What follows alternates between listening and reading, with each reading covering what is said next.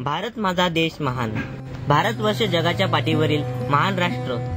या भारतभूमीला इतर विविधतेसारखेच पुरातन विषय हाही महत्वाचा टप्पा आहे. भारतातील जगप्रसिद्ध लेण्या आणि त्यातच आपला हा महाराष्ट्र.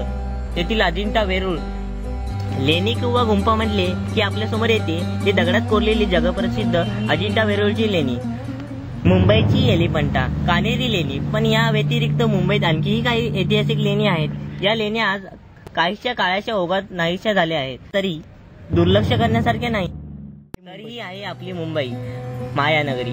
या मायानगरी संस्कृतीचा वारसा जपणारी लेणी आहे. यामध्ये भारतवर्षाच्या इतिहासाची साक्ष देणारी, महाराष्ट्राची अज्ञात शान व मुंबईतील पुरातन संप्रदायाचा पाया रचणारी अशी ही जोगेश्वरी.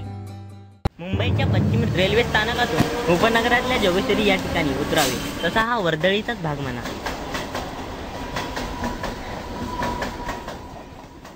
जोगेश्वरी या पश्चिम रेल्वे स्थानकाच्या पूर्वेस उतरल्यानंतर पश्चिम द्रुतगती महामार्गाच्या दिशेने चालत जावे लागते. महामार्गाच्या पलीकडे अगदी 4-5 मिनिटांच्या अंतरावर या गुंफा वसलेल्या आहेत. या गुंफांच्या जवळून जाणाऱ्या मार्गास आता जोगेश्वरी गुंफा रोड असे नाव देण्यात आले आहे. सहज चौकशी केली की जोगेश्वरी गुंफा नजरेस पडते. अगदी 6व्या शतकापासून ते आजतागायत या गुंफेमध्ये पूजा अर्चा होत असल्याने संपूर्ण परिसरामध्ये सर्वांना या गुंफा ज्ञात आहे. गुंफेजवळ आल्याचे कळते हे तेथील वास्तव्यामुळे. प्रवेशद्वाराशी 2 दीपस्तंभ आहेत. हे दीपस्तंभ पूर्वी दिव्यांनी उजळून जायचे.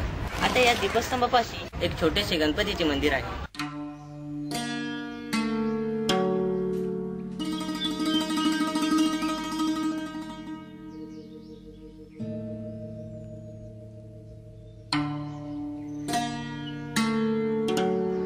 इथे असणारे हार पाहून आपल्याला वाटते की आतमध्ये एक मंदिर असावं. आपला अंदाज चुकत नाही. आतमध्ये चक्क 5 देवळं आहेत. या गुंफा जमिनीखाली असून पूर्वेला व पश्चिमेला दोन्ही बाजूनी प्रवेश आहे. या दोन्ही प्रवेशद्वारात जवळजवळ 300 फुटांची अंतर आहे. दोन्ही बाजूस खाली उतरून जाण्याकरिता 12 फूट रुंद पायऱ्या आहेत. दोन्ही प्रवेशद्वारांचे आवार लहान आहे. त्यावरून पूर्वेकडील प्रवेशद्वार महत्वाचे मानले जाते. आज आपण या लेण्यांच्या पश्चिम प्रवेशद्वारातून आत शिरतो. मात्र या गुंफांमध्ये फिरताना तिची दुरवस्था लपत नाही. कित्येक ठिकाणी ढासळलेला भागाचा नाद दिसतो, तर कित्येक ठिकाणी गळणाऱ्या पाण्याची धरती दिसते, तर एका ठिकाणी कोपऱ्यात नैसर्गिक विधेही केली जाते. जोगेश्वरीतील काही मूर्ती एवढ्या भयान अवस्थेत आहेत की त्यांचा काहीही आगापेचा कळत नाही. केवळ त्या ठिकाणी इतिहासात एखादी मूर्ती आहे एवढाच तर्क निघतो. त्यामुळे संशोधकांनाही काही अंदाज बांधता येत नाही. मुंबई परिसरात पाशुपात संप्रदायाने खोदलेली ही पहिलीच लेणी होती. पहिल्या व दुसऱ्या शतकात लकुलिश होऊन गेला.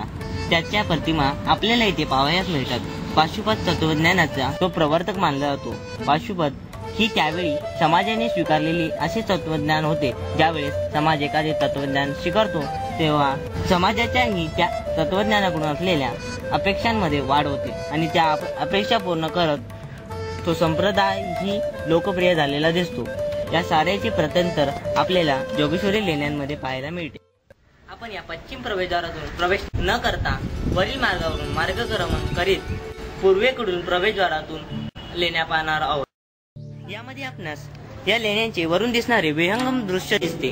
आपण पूर्वेकडील प्रवेशद्वाराजवळ येतो तेव्हा पूर्वेकडील प्रवेशद्वार हा संपूर्ण पडीक दिसतो आणि शेजारी पुरातत्व खात्याची पाटी आहे. त्या पाटीचे पालन करून आणि शिवशंकराचे नामस्मरण करून आता आपण आतमध्ये शिरणार आहोत.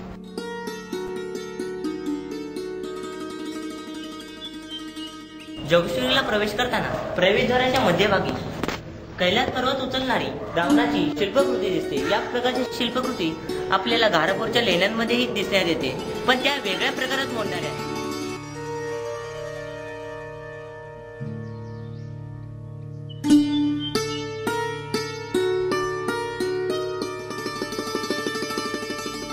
जोगेश्वरीमध्ये बरीच पडझड झाल्याने इथे अनेक गोष्टी त्रास असलेल्या अवस्थेत दिसतात। कैलास हलविणाऱ्या रावणाचे चित्रण ओळखता येईल असे आहे। प्रवेशद्वारावरून प्रवेश केल्यास आपल्याला पहिल्या क्रमांकाची लेणी पाहावयास मिळते। डाव्या बाजूकडील लेणी सप्तमातृकाची लेणी म्हणून ओळखली जाते, तर उजवीकडे गणपतीच्या मूर्तीचा गाभारा आहे। डावीकडील सप्तमातृकाची लेणी पूर्णपणे भग्नावस्थेत, मातृकाच्या भग्नावस्थेतील डोक्याचा भाग तेवढाच पाहायला मिळतो। तेही हा डोक्याचा भाग आहे हे लक्षात यावे लागते।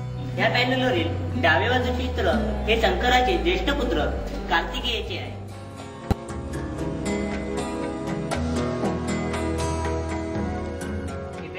कार्तिकेयाचे असल्याने हे लेणे सप्तमातृकाचे आहे असं संशोधकांनी अंदाज बांधला आहे। या पॅनलच्या समोरील बाजू गणरायांचे मंदिर आहे। गणपती हा कार्तिकेयाचा भाऊ असल्याने या तर्कास पाठबळ मिळते।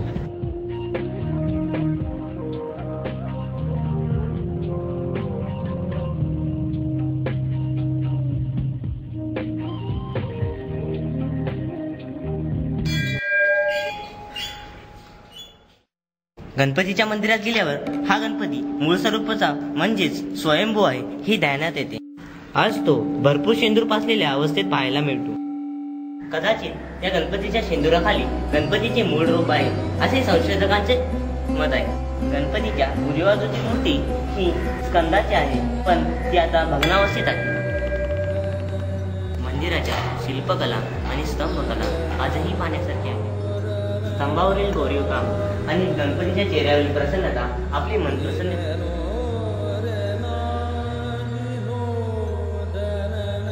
आपण या पहिल्या क्रमांकाची लेणी पाहून पुढे प्रवेश करतो। तिथे आपणास मोकळा भाग पाहावयास मिळतो। हा भाग देखील लेण्यांचा एक भाग आहे। या मोकळ्या भागावरील स्तंभकला आज काळाच्या ओघात पूर्णपणे मागच्या बाजूची लेणी या दोघांमध्ये हवा खेळती जावी शिवाय प्रकाश यावा यासाठी हा भाग मोकळा ठेवण्यात आला आहे।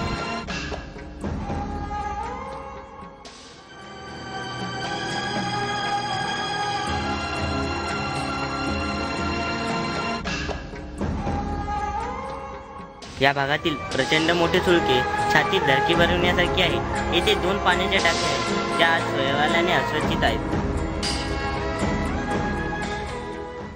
मोकळ्या भागातून पश्चिमेकडे पाहिल्यास आपल्याला मुख्य लेण्यांचे प्रवेशद्वार दिसते। या प्रवेशद्वाराच्या दोन्ही बाजूस द्वारपाल आहेत। त्याच्या खालच्या बाजूस दोन्ही बाजूला सिंह आहेत, मात्र आता ते सहज ओळखता येत नाही, भग्न झाले आहेत। ते सिंह आहेत याचा अंदाज लावावा लागतो।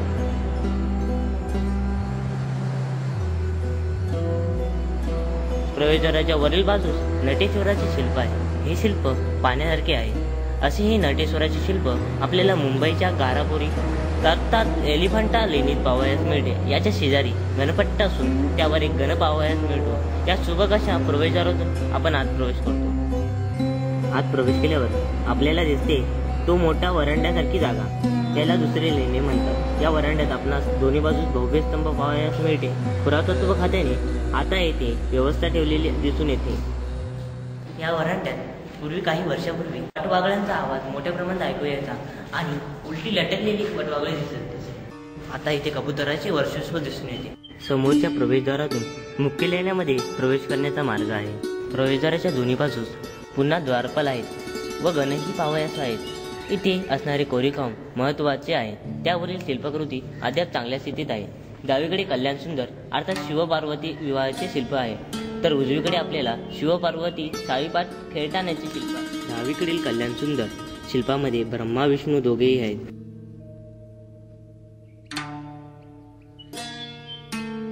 तर उजवीकडील शिवपार्वती साळीपाट खेळतानाच्या शिल्पामध्ये पार्वतीचा भाऊ मैनाक एका बाजूला उभा असलेला दिसतो।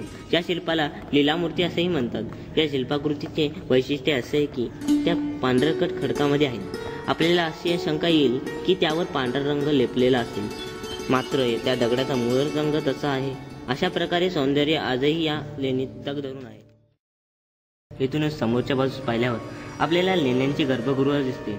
नीट पाहिले असता तिथे आपल्याला श्री जोगेश्वरी प्रसन्न असे लिहिलेले दिसते. तिथे जोगेश्वरी देवीची पूजा केली जाते. मात्र अशी आख्यायिका आहे की पूर्वी याच ठिकाणी योगेश्वराचे लिंग होते आणि तिथे योगेश्वरी देवीची स्थापना करण्यात आली. मात्र आता पाहिले असता तिथे देवीच शिल्लक आहे. तीच ही सध्याची जोगेश्वरीकरांची जोगेश्वरी माता.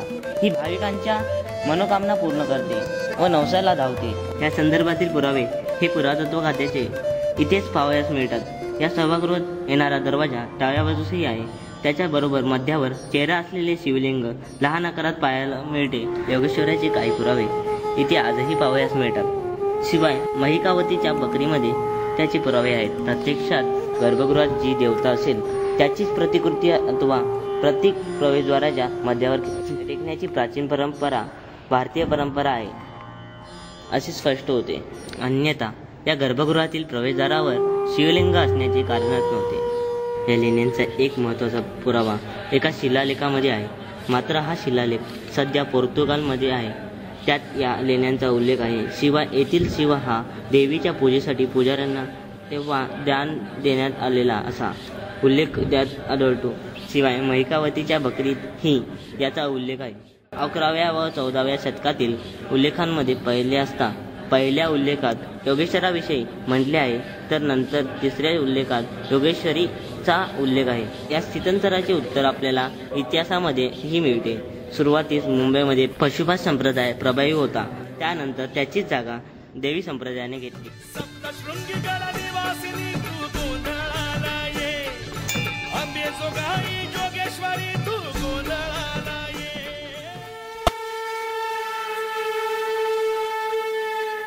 अजून काही माहिती मिळाल्यानुसार मी तुम्हाला वाचून दाखवत आहे. योगेश्वरी माता पश्चिम दिशेकडून येत असताना पांडवांनी प्रथम तिचे चरणस्पर्शन केले.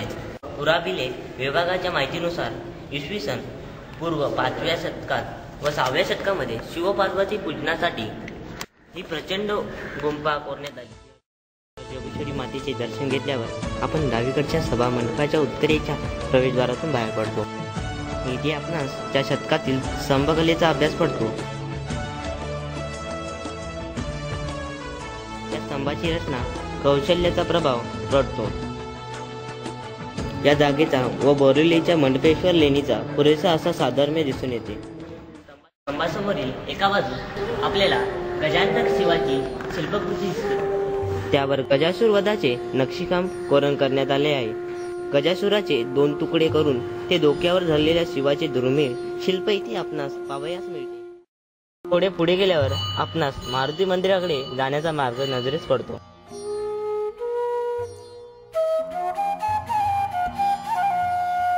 इथे दिसणारी ही मारुतीची मूर्ती पूर्वी निश्चित नव्हती असे मत आहे. पण या मूर्तीमुळे या जोगेश्वरी लेणीस वेगळे महत्त्व प्राप्त झाले. हे लेणी किंवा लेण्यातील ही खोली या लेणीत सर्वात जुनी असावी असा कयास आहे. लेणी पाहून बाहेर पडले असता आपण पुन्हा या स्तंभ रचनेच्या आवारापाशी येतो.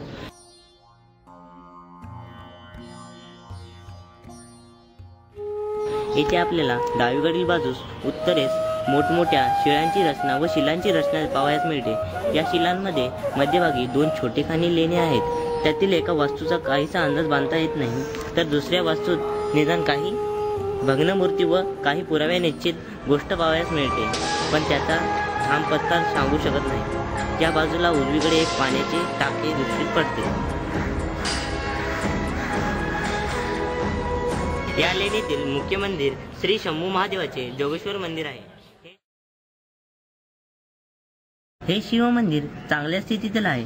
पिंडी ही जुनीच असावी. या मंदिरामध्ये काही शिलालेख स्वरूपात किंवा इतरत्र इतिहासाचा नेमका अंदाज येऊ शकेल अशी माहिती सापडू शकते.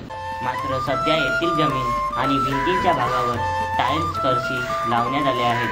त्यामुळे कदाचित ते सारे झाकून गेले असावे असा या संशोधकांचा अंदाज आहे. याच ठिकाणी उजवीकडे पाहिले असता तिथेही एक लहानशी गुंफा असून त्याचा वापर विद्यार्थी आणि आचार्य अशा दोघांसाठी करण्यात आला असावा असा अंदाज आहे. जोगेश्वर मंदिरासमोर प्रथेप्रमाणे जोगेश्वराचा नंदी महाराज आहे. त्याखाली कासव व आपण वरच्या बाजूस पाहिले असता गाभाऱ्याच्या द्वारावर गणपतीची मूर्ती स्वरूप आहे. त्याचे दर्शन घेऊन आपण गाभाऱ्यात प्रवेश करतो. समोर या जोगेश्वरी नगरीचा रक्षण पालक जोगेश्वर महाराजाचे स्वयंभू लिंगाचे दर्शन होते. बाजूस काही देवी देवतांच्या मूर्तीचे ही दर्शन होते. या मंदिराचे पावित्र्य खूप आहे. आजही येथे परिसरातील भक्तगण या जोगेश्वरी महादेवाचे दर्शन घेण्यास येतात. माघ महिन्यात येणाऱ्या महाशिवरात्रीला भाविकांची इथे प्रचंड झुंबड पाहावयास मिळते. संपूर्ण लेणी शिवनामाच्या गजराने घुमून जाते. महाशिवरात्रीस व नवरात्रीस इथे मोठा उत्सव असतो. जोगेश्वरीच्या लेण्यांचा विचार 4 पातळ्यांवर करावा लागतो. जोगेश्वरी लेणीची वास्तुरचना तिच्या महाकालीच्या लेण्याशी असलेला संबंध. जोगेश्वरी व महाकाली कोंडिविटे लेणी जोडणारा लांब भुयारी मार्ग जातो, जो सध्या या घडीला आज बंदिस्त केला गेला आहे. कान्हेरीची लेणी ही त्या काळी प्रमुख लेणी होती. महाकाली ही लेणी कान्हेरीची उपशाखा म्हणून जन्मास आली. या दोन्ही लेणीत बौद्ध परंपरा दिसून येते.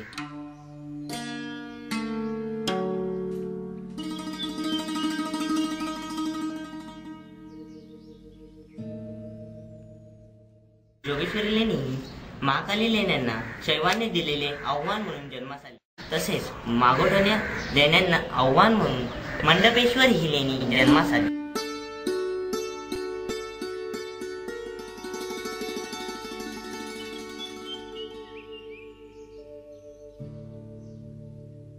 जोगेश्वरी लेण्यांचा हा पसारा संपता आपण सध्याच्या पश्चिमेकडील प्रवेशद्वाराजवळ येतो. येथे आपणास दोन्ही बाजूस गुहा दिसतात. प्रवेशद्वारावरील शिल्प सध्या तरी अप्रतिम आहे.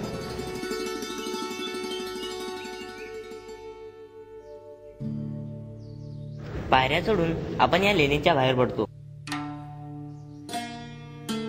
मागे वळून पाहिल्यास द्वाराची रचना आपल्याला स्थगित करतो. आपण 2 भिंतीतून बाहेर पडीत दीपस्तंभापाशी येऊन पोहोचतो.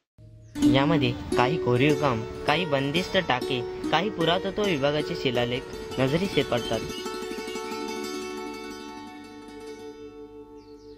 हा पसारा आवरल्यानंतर गुंफेतील छोटी कानी लेणी पाहण्यास आपण वर सरसावतो. गुंफेवरील मोकळे पटांग पाहून लेणीची भव्यता जाणवते.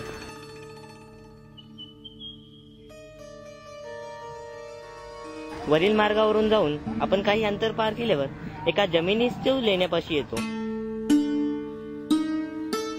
पायऱ्या उतरून आपण दत्ताच्या मूर्तीचे दर्शन घेतो.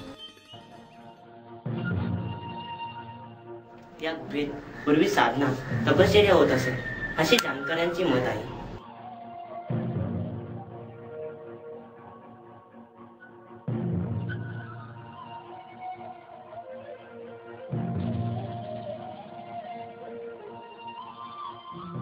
साधनेसाठी लोकांमध्ये न राहता वेगळे राहावे असे पशुपतांमध्ये ठरवण्यात आले होते. त्यामुळे तसेच हे वेगळे लेणे आहे जे त्या काळी साधना व तपश्चर्या करण्यासाठी बांधले होते.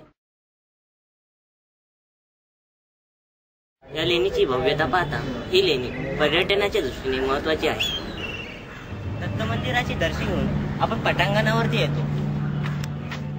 या लेणीबद्दल सांगताना लोक असेही म्हणतात की 7व्या शतकापासून दैवी संप्रदाय मूळ धरू लागले आणि नंतर शक्ती संप्रदायाची सुरुवात झाली.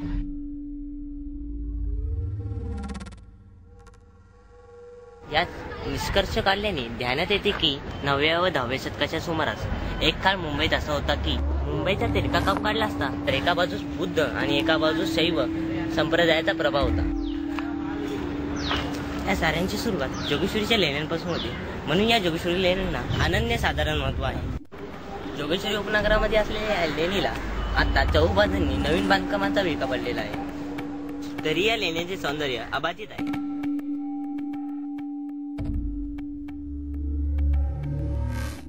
या लेणीत प्रवेश केल्यावर पावित्र्य व मांगल्याने भारलेल्या वास्तूत प्रवेश केल्याचे जाणवते. भारतातील हे सर्वात लांबीच्या दृष्टीने सर्वात मोठे लेणी मंदिर आहे. याचे हजारो वर्षापूर्वीचे बांधकाम म्हणजे भारतीय वास्तुशास्त्रातील एक उत्तम नमुना आहे.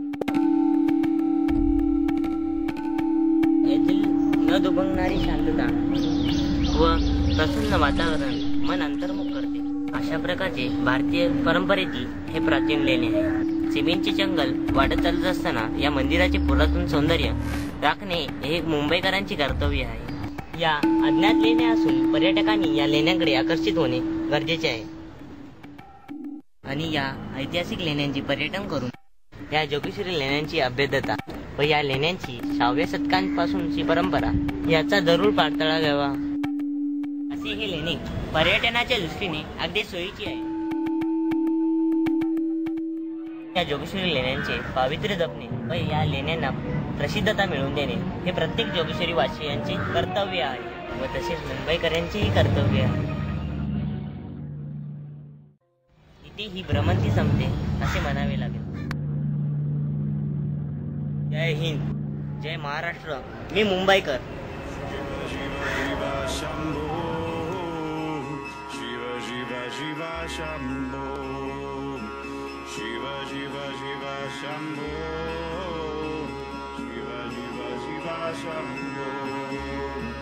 शिव शिव शिव शंभो